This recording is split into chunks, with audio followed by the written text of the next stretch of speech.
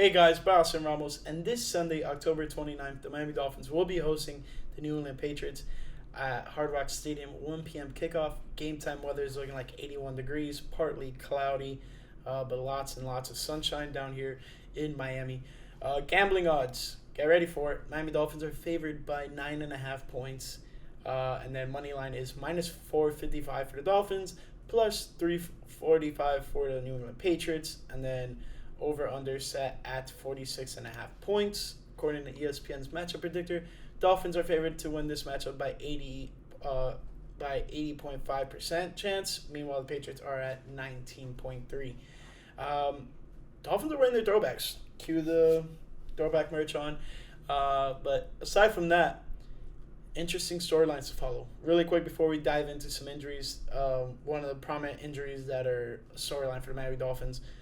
Raheem Mostert and Tyreek Hill missed Wednesday's practice. I don't know what Raheem Mostert's status was for Thursday or Friday, but I do know Tyreek Hill returned to practice on Thursday and was looking just fine. And then Jalen Ramsey may make his Dolphins debut in this matchup. Possibly will be on a pitch count. We'll have to see about that. But I think the possibility of him playing is pretty high. But I'm still surprised. Timetable when he first got injured was December return time, and he's well ahead of schedule, and things are looking great. I do think he will be on a pitch count, though. I think he'll play around 20 snaps. Don't quote me on whether or not I was very on point with it or not, but I don't expect them to give him such a heavy workload in his first game back. This is one of the highest levels of football, and you don't want to have too many things go wrong with his return, especially with a player you acquired in the offseason, one of the most prominent cornerbacks in the entire NFL. You want to approach this the right way. So my expected return date was for that New York Jets game, the first game against the New York Jets on Black Friday, I believe November 24th. He's well ahead of that, almost a month ahead, which is a little bit nerve-wracking, but they're saying he's doing well, and they're saying he's going to get some good playing time, so we'll see. But not set in stone. So if he doesn't play, don't be like, oh, you said that he played. I didn't say he's going to play. I said he may play. Anyways, let's get into some Patriots injuries. So there's a ton of guys here listed as questionable. I'm not going to go over all of them. I'm just going to go over all the guys who've been placed on injured reserve and who may not play on Sunday. But from the looks of it, it seems like a lot of these guys are just questionable with like itty-bitty injuries and nothing too crazy to report on. But since the Dolphins last played the Patriots, they've had a couple guys go on injured reserve. Marcus Jones, cornerback, on injured reserve with a shoulder injury.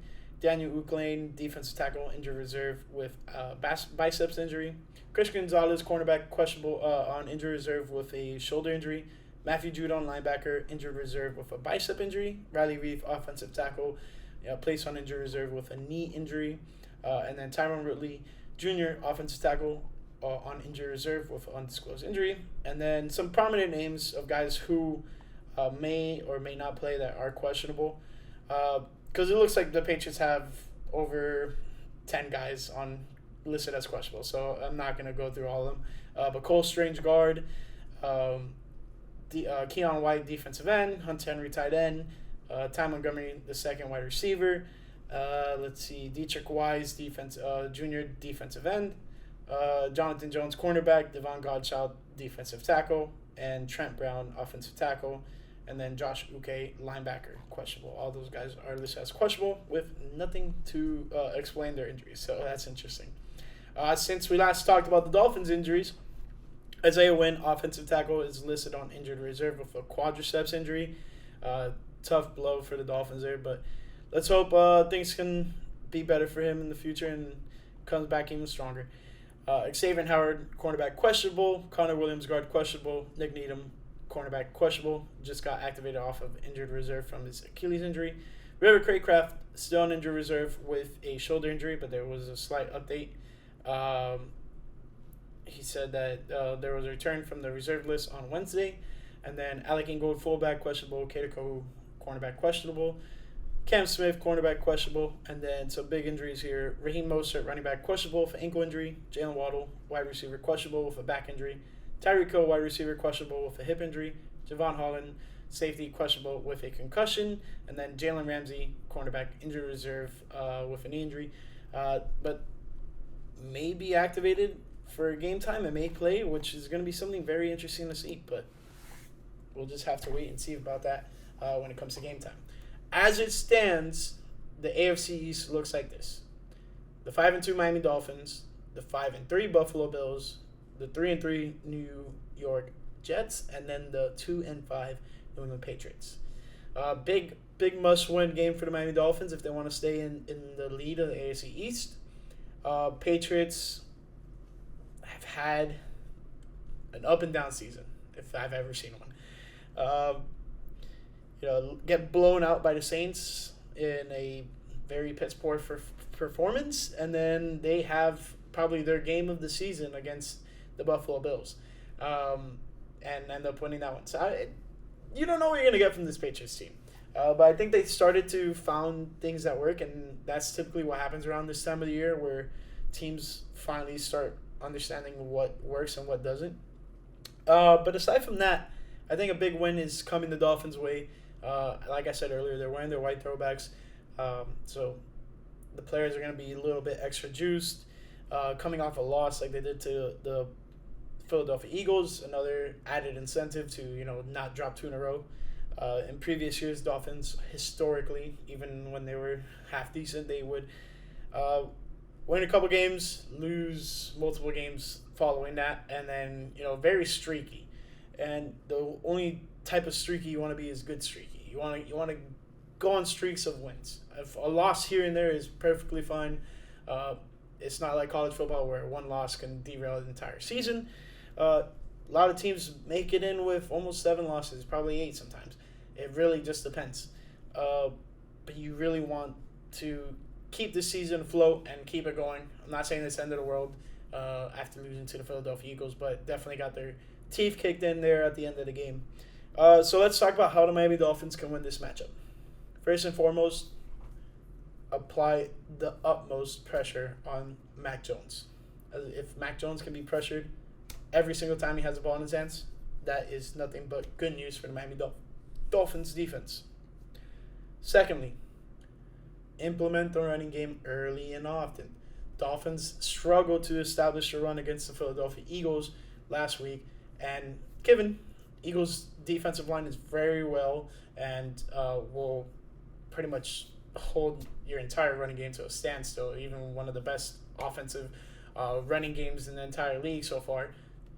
Put them in a bind and didn't let them get their wheels rolling early and often, and it really put the Dolphins in a tough spot and made them have to pass a lot, even if it was just a short couple of passes just to get some type of running type of game going.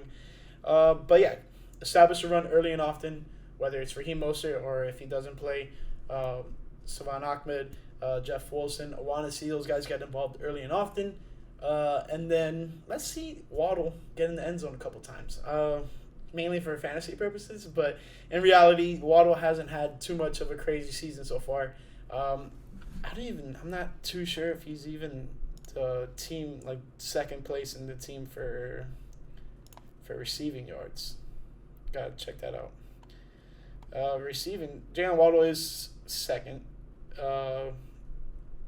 And it's not really close. Braxton Berrios has 186. Jalen Waddle has 359, but still hasn't had a great start to the season as he probably wish he would. But it is what it is. I know he's been dealing with some stuff, so hoping all for the best for him, and hopefully he can have a good bounce back game against this New England Patriots team. Last but not least, I don't want to see Mike Gesicki get into the end zone. Last thing I want to see is Mike Gesicki gritting in a Patriots uniform against the Miami Dolphins. All right? So make that a superior priority. I don't care if this is a really close game and Gesicki doesn't score. If that's the case, that'll be a great time for me. Because, one, I want to see an interesting game. Dolphins haven't had too much of a competition at home as of late this season, so want to see them get into a good matchup, close, tightly contested game, and obviously come out on top. That would be very fun. But aside from that, get to Mac Jones, establish the running game often, get Jalen Waddle the ball, and do not let Mike Gesicki score. And that's pretty much it. It's a really quick one. Have a lot of stuff to do this weekend. But we're going to get stuff done.